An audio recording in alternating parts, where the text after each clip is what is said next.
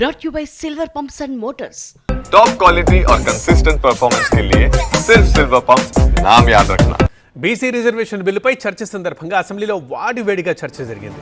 బీసీలకు 42% రిజర్వేషన్ బిల్లుకి సంపూర్ణ మద్దతు ఇచ్చింది బీఆర్ఎస్. అయితే ఈ సందర్భంగా కామారెడ్డి డిక్లరేషన్ని హరీష్ రావు ప్రస్తావించారు. దీనిపై మంత్రి పొన్నం అభ్యంతరం వ్యక్తం చేశారు. కాలికి మెడకు వేయడం సరికాదు, కామారెడ్డి డిక్లరేషన్ గురించి మరోసారి చర్చిద్దామన్నారు. బీసీ రిజర్వేషన్ల విషయంలో అందరూ కలిసి రావాల్సిన అవసరం ఉందన్నారు మంత్రి పొన్నం. గౌరవనీయులు పొన్నం ప్రభాకర్ గారికి వినమ్రపూర్వకంగా నేను మనవి చేస్తున్నది ఏంటంటే, ఈ బిల్లుకు బీఆర్ఎస్ పార్టీ సంపూర్ణమైన మద్దతునిస్తుంది, స్వాగతిస్తుంది.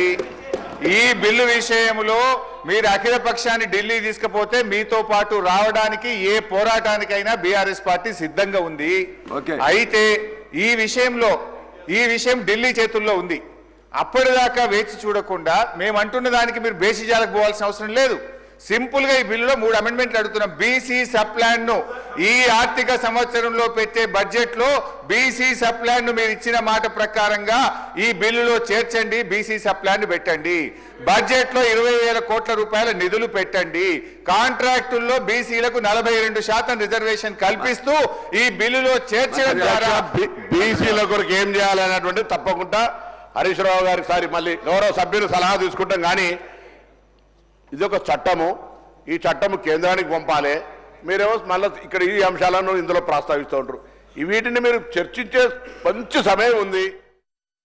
కాలుకు మెడకేస్తే వెళ్ళాము సార్, ఇది వేరు దానికి వేరు సంబంధించి మీరు చర్చ పెట్టండి. చర్చలో మీరు ఇవన్నీ అడగండి. ఆమోదించు. ఇది బిల్లులో పెట్టేటువంటి అంశం అధ్యక్ష.